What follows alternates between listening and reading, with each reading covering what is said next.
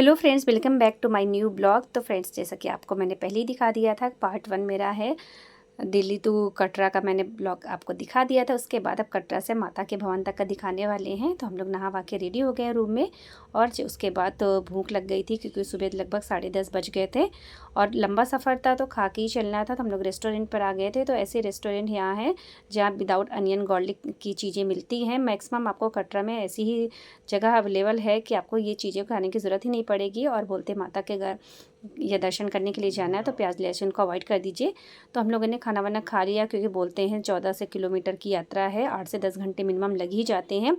तो हम लोगों ने खाना वाना खा लिया है। और उसके बाद बारिश इतनी तेज़ हो गई है, बहुत ज़्यादा ठंड लगने लगी थी। तो मैंने बच्चों की जैकेट ले रखी थी तो मुझे भी आ जाती थी, मैंने पहन लिया है।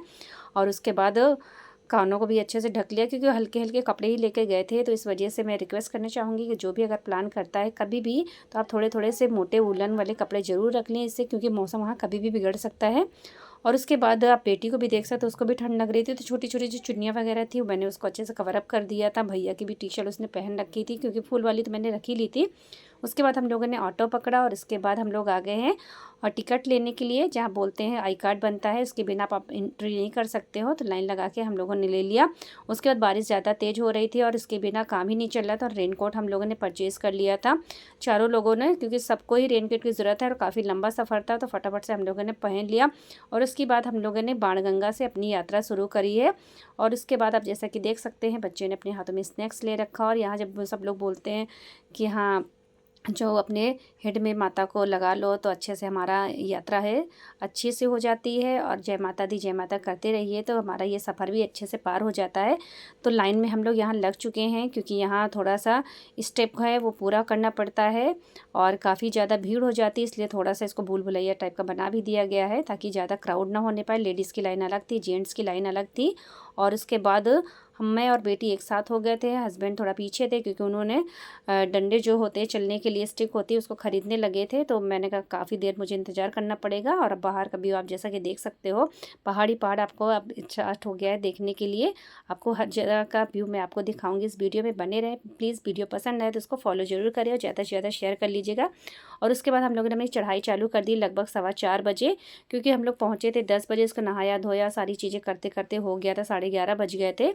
और हम लोगों ने अपना सामान उसी रूम में रख दिया था और वहाँ लॉकर अवेलेबल था, लॉकर में जमा कर दोगे। रूम लेने के लिए आपको पैसे जब तक रुकना तब तक देना पड़ता है। और हम लोगों ने अपनी यात्रा शुरू कर दी। अभी तो पैदल चले और बीच बीच में आप देख सकते हैं कुछ लोगों ने पालकी का यूज़ किया, कुछ लोगों ने घोड़े का यूज़ किया, कुछ पैदल चल रहे हैं।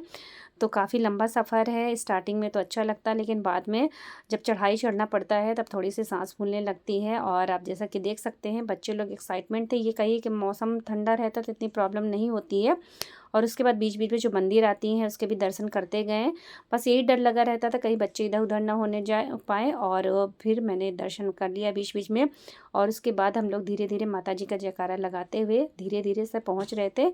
और उसके बाद जैसा कि आप देख सकते हैं थोड़ा सा हम लोग रेस्ट करते हैं। और हस्बैंड को 7 सवा 7 होने वाले थे तो हस्बैंड ने बोला कि चलो चाय पी लेते हैं। वैसे मैं तो चाय वाय नहीं पीती, हस्बैंड ने पिया। थोड़े से स्नैक्स वगैरह हम लोगों ने खाया। और उसके बाद आप व्यू देख सकते हैं, काफ़ी अच्छा व्यू है। और ये व्यू 5:15 बजे का है, 7:15 मैंने बोल दिया है। और उसके बाद जैसा कि आप देख सकते हैं तो घोड़ा भी मैंने पूछ ही लिया था सडनली से, उन्होंने बोला ठीक है। और ये वाला चीज़ तो हमारे साथ धोखा हो गया था। हमने सोचा पूरा माता के दरबार तक हम लोग को पहुँचा देंगे, अर्धकुमारी तक ही चढ़ा दें, क्योंकि 2-2.5 किलोमीटर हम लोग बाणगंगा से चढ़ के आ गए थे और अर्धकुमारी तक ही उन्होंने मुझे ड्रॉप कर दिया था। फिर क्या बहसबाजी करना, फिर मैंने कहा चलो हटाओ, बाबा भी तो बूढ़े बूढ़े ही थे। और उसके बाद हम लोगों ने अर्धकुमारी तक ही घोड़ा, मतलब 2-2.5 किलोमीटर का ही घोड़े का बस एक प्रकार से मज़ा लिया है। और कैसी घुड़सवारी थी हमारी, कैसे हाउस राइडिंग थी, बस उसी का मज़ा आ रहा था। और बाहर का व्यू काफ़ी अच्छा लग रहा था। मौसम काफ़ी ज़्यादा ठंडा था, बहुत ज़्यादा हवा चल रही थी। और उसके बाद फाइनली हम लोग पहुँच गए अर्धकुमारी। मतलब घोड़े से मैं आ रही थी, हस्बैंड बच्चे सीढ़ियों से चढ़ कर आए तो वो पहले आ गए थे और हम लोग बाद में आए थे।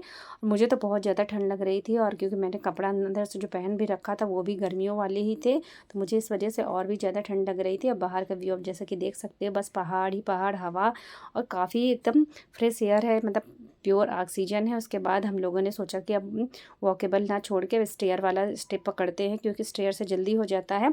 उसके बाद नियर बाई हम लोग पहुँचने वाले हैं माता के भवन के, यहाँ जहाँ प्रसाद चलता है। जो भी वैष्णो देवी गया होगा उसको पता होगा हलवा चना बँटता है। तो ये 8:15 बज गया था लगभग। फिर हम लोगों ने हलवा चना खाया, माता के प्रसाद लिए, और हम लोग का लंबा सफ़र इतना हो गया था तो मतलब लग ही नहीं रहा था कि आज की डेट में हम लोग पहुंच पाएंगे नहीं। लेकिन ये एक बात ये है कि जब ये प्रसाद हम लोगों ने खाया तो एक प्रकार से अलग ही एनर्जी आने लगी थी। बोलते हैं ना प्रसाद में कुछ होता ही है, तो रियल में ये फील मैंने किया है। इसको खाने के बाद काफ़ी ज़्यादा एनर्जी आ गई, हम लोग बहुत जल्दी जल्दी चढ़ने लगे। उसके बाद ही सब लोग ईंटे का घर बनाते हैं, तो मैंने भी ट्राई किया। उसके बाद आप देख सकते हैं बारिश रुकने का नाम ही नहीं लग रही थी, इसीलिए सब लोगों ने रेन कोट ले लेते हैं पहनने के लिए, रास्ते में भी मिलते रहते हैं। मगर हम लोग को तो बारिश ने स्टार्टिंग से ही, मतलब जैसे हम लोग पहुँचे तो वहीं से हो गया। आप देख सकते हैं भैरव नाथ का मंदिर भी यहाँ से 2 किलोमीटर की दूरी पर है। तो फाइनली हम लोग माता के भवन में इंटर कर चुके हैं, और काफ़ी अच्छा रिलैक्सिंग लगता है, क्योंकि जब माता के दरबार में पहुँच जाओ तो यहाँ कुछ स्टेप होते हैं वो पूरे करने होते हैं, और यहाँ प्रसाद भी मिलता है। तो हम लोगों ने प्रसाद ले लिया है। तो जो हम लोगों ने प्रसाद लेने के बाद उसके बाद आगे का जो स्टेप था वो हम लोगों ने कंप्लीट किया। बहुत सारी चीज़ें होती हैं जिसको आपको बारी बारी से करना पड़ता है, और यहाँ बीच बीच में आपको मेडिकल की फैसिलिटीज़ भी मिलती रहती है। और मैं आपको दिखा देती हूँ कि यहाँ माता का भवन भी बहुत ही अच्छा प्यारा सा लगता है जब शाम हो जाती है। और उसके बाद लाइटिंग का आप शो देखते हो, जैसे लाइटिंग होती है ना वैसे ही।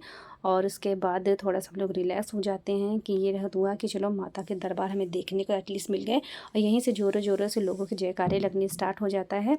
और ये है दुर्गा भवन, और इसके बाद इस मतलब स्टे करने का रूम है, एक प्रकार से विश्राम गृह जिसको बोल सकते हो। और उसके बाद धीरे धीरे से बच्चे भी काफ़ी एक्साइटेड है कि चलो अंदर चलते हैं।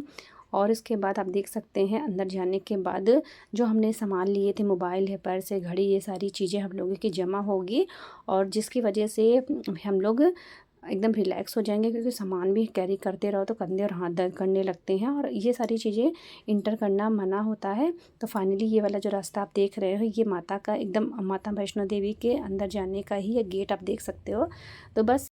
तो बस यहीं हमारा सामान जमा होगा, क्योंकि सारी चीज़ें जमा हो जाती है। उसके बाद मोबाइल, कैमरा, ये सारी चीज़ें अलाउ नहीं होती है।